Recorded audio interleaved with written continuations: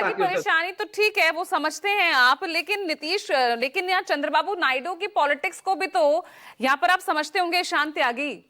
वो विरोध जरूर कई मुद्दों पर अपनी सरकार के खिलाफ खड़े होते नजर आते हैं, लेकिन जब वक्त आता है ना, वो प्रेशर बनाते बनाते उन्हीं के साथ खड़े हो जाते हैं।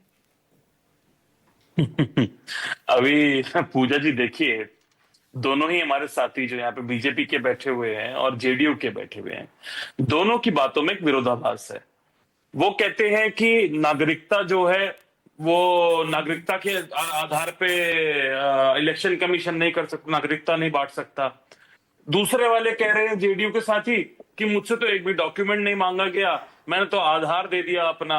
जब आधार मान्य ही नहीं था, वो एक ऑप्शनल था, तो निर्वाचन आयोग ने आधार एक्सेप्ट कैसे कर लिया? पहली बात तो ये। और दूसरी बात देखिए, विजय हमारे भारतीय जनता पार्टी के साथी ने कहा कि कोई भी बाहर का वोटर नहीं जुड़ना चाहिए वोटर लिस्ट में। मैं इस बात से बिल्कुल सहमत हूं। कोई भी बाहर का वोटर, किसी अन्य देश का वोटर कभी भी हमारे देश में वोटिंग के राइट्स नहीं रखना चाहिए। लेकिन आधार जो बनता है हमारा, आधार कैसे बनता है? यूआईडीए आधार बनाती है।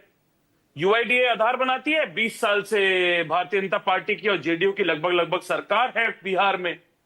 11 साल से सशक्त सरकार 2014 से माननीय प्रधानमंत्री मोदी जी चला रहे हैं, जिसके गृह मंत्री हैं अमित शाह जी इस समय, पिछले 5-6 वर्षों से। आप ये देखिए, अगर आधार बोगस तरीके से बन रहे हैं और जो ये कहते हैं कि रोहिंग्या देश में आ गए हैं और रोहिंग्या देश में आके बस गए हैं, रोहिंग्या कोई बॉर्डर पे से उड़ के तो आए नहीं है।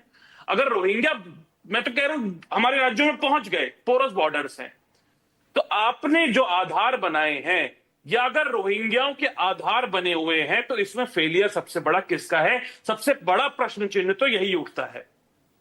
दूसरी बात कि ये जो हो रहा है ना सब, पूजा जी, दिस इज, इंग्लिश में बोलते हैं, this is the beginning of the end. Beginning of the end इस तरह से हो रहा है कि जेडीयू तो बिल्कुल खत्म हो जाएगी अभी इस चुनाव के बाद। अच्छा, और अरे अपना सोचिए ना, टीडीपी। रुक जाइए ना, नहीं हो रहा जी, रुक जाइए। नहीं, क्या मतलब अपना सोचिए कांग्रेस।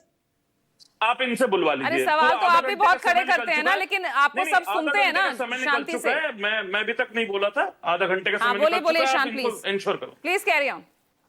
टीडीपी जो है, टीडीपी को यह समझ आ गया है कि जिस आस्तीन के सांप को वो पाल रहे थे, उस आस्तीन के सांप ने एक पार्टी को तो बिहार में दस लिया है और वो इससे वंचित रहना चाहते हैं, वो इससे बचना चाहते हैं। इसीलिए चंद्रबाबू नायडू जी की पार्टी इलेक्शन कमीशन गई और उन्होंने अपने सुझाव दिए। और सुझाव देने का मतलब यह होता है कि अगर देश में कोई व्यवस्था गलत रूप से चल रही है, अगर देश में कोई भी प्रक्रिया गलत रूप से चल रही है, तो उस पर अपने सुझाव देना, करेक्शन पॉइंट्स देना।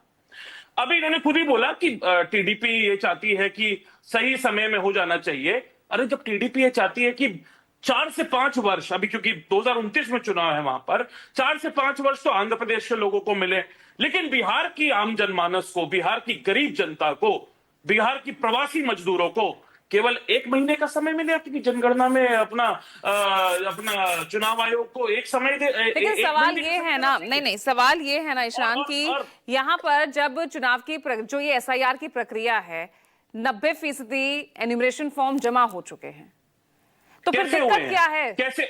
अभी मैं ठीक से चल रही है ना ये प्रक्रिया? अभी मैं तो ये लेकर आया था, मैं सारा रिसर्च करके आया था इस पे, किस तरह से फॉर्म जमा हो रहे हैं। मेरे कुछ साथी यूथ कांग्रेस के जो बिहार में है, जो इस समय ग्राउंड पे काम कर रहे हैं, उनसे भी ये चर्चा हुई थी मेरी, और राजीव जी ने सारा बता दिया कि फॉर्म या तो 2 फॉर्म देने का आदेश था। डीएम तो कह रहा है 2 फॉर्म लेके जाएगा बीएलओ, और 1 फॉर्म जमा करवा दिया जा रहा है, और उसके बाद उसमें ना दस्तावेज लग रहे हैं और उसको कोई एक्नॉलेजमेंट नहीं मिल रही मतदाता को। लेकिन सवाल उठाने के अलावा यहाँ विपक्ष क्या कर रहा है, आप ये बताइए। चलिए, टीडीपी अगर कुछ सुझाव चाहती थी, वो चली गई चुनाव आयोग के पास, आप भी गए थे, क्या कुछ हुआ? चुनाव आयोग ने कहा कि मैं विपक्षी गंभीर नहीं है। मैं बता रहा हूं ना, हम चुनाव आयोग के पास गए थे, चुनाव आयोग ने बोला ये नया चुनाव आयोग है, ये पुराना चुनाव आयोग नहीं है, ये बातें नहीं सुनता है विपक्षी दलों की। उन्होंने ये एक लिमिट लगा दी। तो यानी निवांश शर्मा, सिर्फ आरोप और प्रत्यारोप का दौर चलेगा, जनता की समस्याएं तो बदस्तूर जारी है। अब रुकिए शान जी, निवांश शर्मा।